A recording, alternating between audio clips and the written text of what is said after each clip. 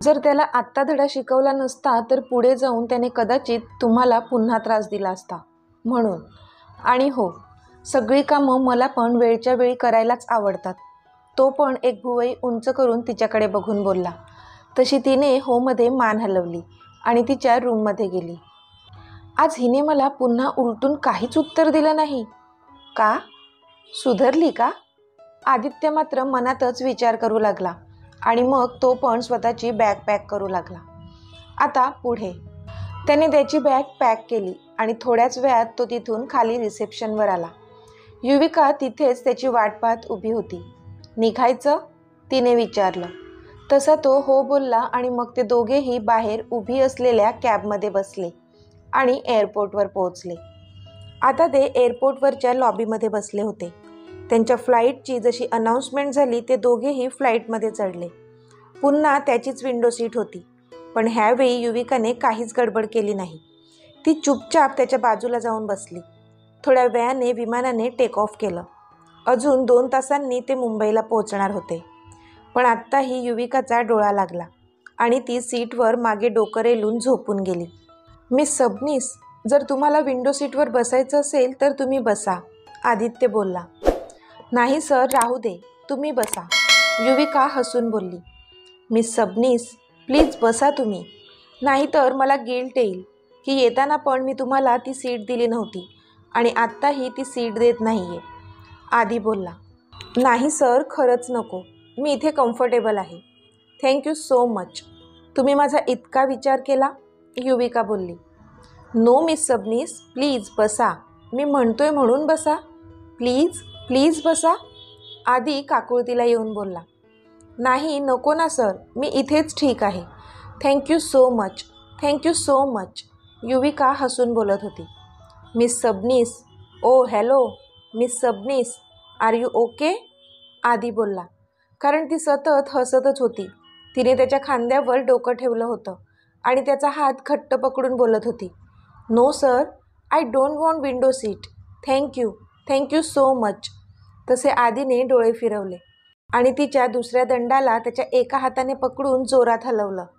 Miss Sabnis, wake up please, तो ओरडला तशी ती झोपेतून जागी झाली. हां, काय झालं? मला नकोय विंडो सीट, ती बोलली. पण समोर आदित्यला चिडलेला पाहून तिला कळलं तिने माती खाल्ली आहे. म्हणजे मी कधीपासून स्वप्न बघत होते. ओ शिट, हे थँक्यू म्हणण्याच्या नादात मला स्वप्नात पण काय काय दिसत होतं. तरी म्हटलं, हा सडू कुठला त्याची विंडो सीट सोडणार आहे, ती मनातच बोलली आणि मग त्याला कशीनुशी स्माईल देत बोलली. I am sorry sir. तसा मग तो पण शांत झाला. आता त्यांचं विमान मुंबईला पोहोचलं होतं. दोघेही एअरपोर्टच्या बाहेर आले. आदित्यची गाडी बाहेर उभी होती. ड्रायव्हरने दोघांच्या बॅग्स डिक्कीत ठेवल्या आणि मग ते दोघे गाडीत बसून घरी आले. आधी तर नेहमी असा टूरवर जातच असे, पण युविका पहिल्यांदा गेली होती, एका बिझनेस टूरवर. म्हणून आकांक्षाला तिचं खूपच कौतुक वाटत होतं. ते जसे घरात शिरले, आकांक्षांनी तिला मिठी मारली. आत्तूची लाडकी भाची होती ना ती, आणि आता सूनही होणार होती. कशी झाली तुमची टूर, आकांक्षांनी विचारलं. छान झाली आत्तू, आणि डील फायनल पण झाली, युविकाने आनंदाने सांगितलं. व्हेरी गुड, तू आहेसच हुशार, आणि आधीवर तर खूप विश्वास आहे आमचा.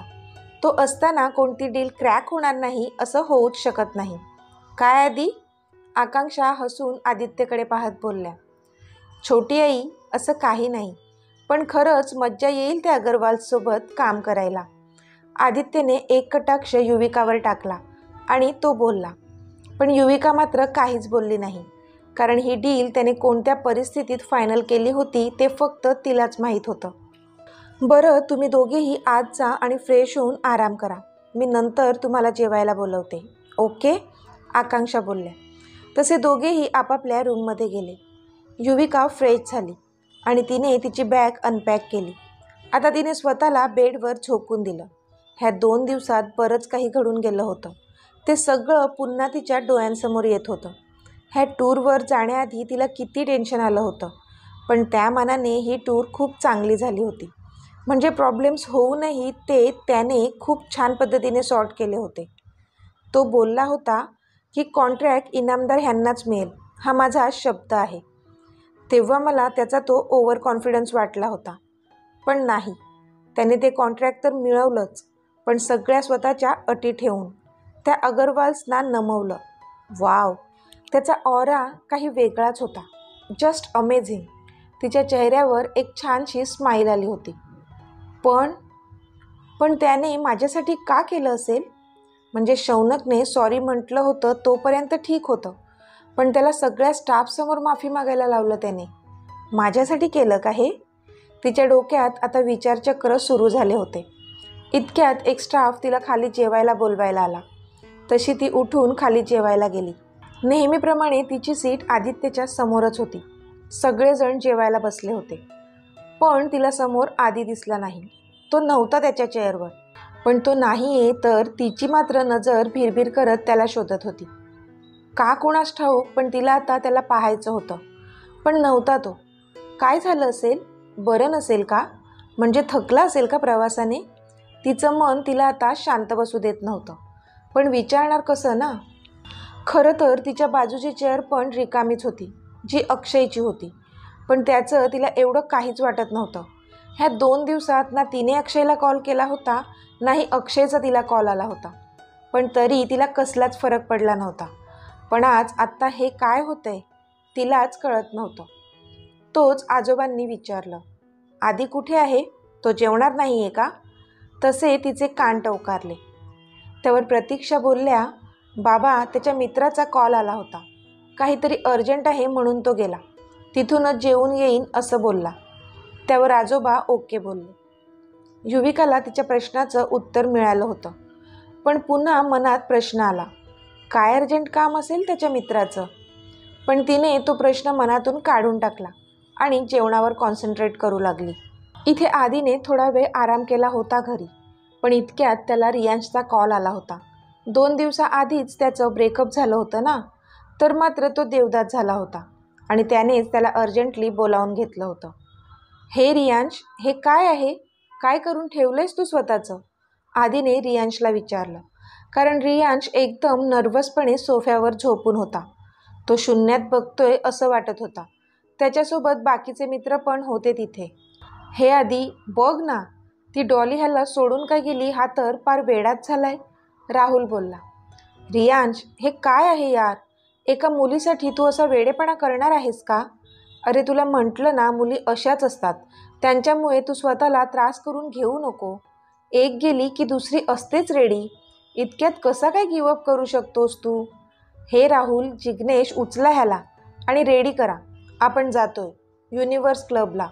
मस्त चिल मारू, म्हणजे हा पण फ्रेश होईल. गेट रेडी फास्ट, आदित्य बोलला. तसं राहुल आणि जिग्नेश पण बोलले, yes, it's a good idea. मग त्यांनी रियांशला उचलला आणि कसंबसं समजावून क्लबमध्ये पार्टीला जायला रेडी केलं. आता सगळे युनिव्हर्स क्लबमध्ये पोहोचले होते. रात्रीचे 11 वाजले होते. ते 4ही जण काउंटरवर बसले आणि एक एक पेग रिचवू लागले. सगळे यंग मुलं मुली डान्स फ्लोअरवर एकमेकांच्या मिठीत डान्स करत होते. रियांशने पण 2-3 पेग रिचवले. तसा तो थोडा रिलॅक्स झालेला. पण इतक्यात त्याने समोर कोणाला तरी पाहिलं आणि पुन्हा त्याचे डोळे पाणावले. आदित्यचं तिथे लक्ष गेलं तर तिथे डॉली आणि रॉकी दोघे कपल डान्स करत होते आणि तेही रियांशला दाखवून. त्यामुळे रियांश पुन्हा हर्ट झाला होता. आदित्यला रागच आला. तो रियांशला शांत करत होता, पण रियांश आता खूपच हर्ट झाला होता. शेवटी आदित्य उठला आणि त्याने जाऊन माईक हातात घेतला. हॅलो लेडीज अँड जेंटलमेन, मला थोडं बोलायचं होतं. मे आय? त्याने विचारलं. तसे सगळे ओरडून जोरानेच बोलले, येस. मग आदी बोलू लागला, सो माय फ्रेंड्स, माझा एक मित्र आहे ज्याचं आत्ताच 2 दिवसांपूर्वी ब्रेकअप झाले. एका मुलीने त्याला डिच्चू दिलाय. कशासाठी? तर फक्त दुसरा मुलगा त्याच्यापेक्षा जास्त गुड लुकिंग आणि जास्त रिच आहे. आदी बोलला तसे जमलेल्या सगळ्यांनी एकच आवाज केला, ओ सो सॅड. तर मित्रांनो, मी त्याला खूप समजावलं की ह्या मुली अशाच असतात. त्या आपल्याबरोबर प्रेमाचं नाटक करतात. हे खरं प्रेम असं काहीच नसतं. जर त्या आपल्याला सोडून जाऊ शकतात तर आपण का नाही?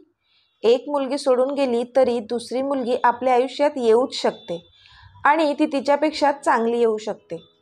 तर आज माझा हा मित्र जरा जास्तच डिस्टर्ब आहे, म्हणून हे पुढचं गाणं फक्त त्याच्यासाठी, त्याचं धैर्य वाढवण्यासाठी. तुमच्यापैकी कोणालाही मला जॉईन व्हायचं असेल तर बिंदास होऊ शकता. Music please. आधी बोलला तसं गाणं सुरू झालं आणि तो डान्स करू लागला. इश्क मेरे यारा तू कर ले दोबारा, बस एक बार में ही भरे ना दिल बेचारा, संग रहने के शाम सवेरे, क्या करने हैं वादे बातेरे, है जिंदगी 4 दिन की तो लेने हैं क्यों 7 फेरे, तूने जवानी में सीखा ना जाने कहा ये सलीखा, जो पहले ही ब्रेकअप में दिल ने तेरे गिव अप कर दिया, एक बारी किया तो यारा प्यार क्या किया, प्यार होता होता होता कई बार है, सिर्फ एक पे किया तो दिल ने सार क्या किया, प्यार होता होता होता कई बार है. आदित्य डान्स करत होता तसे बाकीचे तरुण पण आदित्यला जॉईन झाले होते आणि ते डान्स करू लागले होते.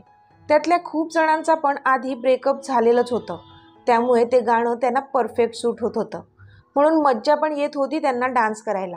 रियांश पण आता एन्जॉय करू लागला होता. पण इथे डॉली आणि रॉकीचा चेहरा मात्र पाहण्यासारखा झाला होता, कारण आदित्यने इनडायरेक्टली तिलाच ब्लेम केलं होतं. हे त्याच्या फ्रेंड सर्कलमध्ये सगळ्यांना कळलं होतं, म्हणून ती आदित्यकडे रागाने पाहत होती. पण आदीने मात्र तिला फुल इग्नोर केलं आणि तो रियांशसोबत एन्जॉय करू लागला. आता 1 वाजत आला होता, म्हणून ते तिथून निघाले. आदीने जास्त ड्रिंक केलं नव्हतं, कारण त्यालाच ड्राईव्ह करून जायचं होतं. त्याने त्या तिघांनाही रियांशच्या घरी सोडलं आणि त्याची गाडी इनामदार विलाकडे वळवली. इथे युविका कधीपासून झोपण्याचा प्रयत्न करत होती, पण तिला झोप काही येत नव्हती. इतक्यात तिला गाडीचा आवाज आला. तसं तिने हळूच तिच्या बाल्कनीमधून बाहेर पाहिलं, तर तिला आदित्यची कार आत येताना दिसली. ती त्याला पाहत तिथेच उभी राहिली. तो गाडीतून उतरला आणि गाडी लॉक करून आत विलामध्ये शिरला. तसं धावत जाऊन ती तिच्या रूमच्या डोअरकडे आली आणि हळूच डोअर ओपन करून त्याला पाहू लागली. तो वर चढून आला आणि त्याच्या रूमच्या दिशेने जाऊ लागला. ही तिच्या रूमचा दरवाजा थोडा उघडून त्याला बघत होती, पण इतक्यात तो थांबला आणि पटकन मागे वळून पाहिलं त्याने, पण त्याला कोणीच दिसलं नाही. तसा तो त्याच्या रूममध्ये शिरला. पण ज्यावेळी तो थांबला होता, मॅडमने पटकन दार बंद करून घेतलं होतं आणि त्या दारावर पाठ करून छातीवर हात ठेवून ती तिची वाढलेली धडधड कंट्रोल करत होती. तर मित्रमैत्रिणींनो, आजचा भाग तुम्हाला कसा वाटला ते मला कमेंटमध्ये सांगा आणि जर आवडला असेल तर व्हिडिओला लाईक करा, शेअर करा आणि चॅनलला सबस्क्राईब करून बाजूची घंटी नक्की दाबा. चला तर भेटूया आपल्या पुढच्या भागात. तोपर्यंत धन्यवाद.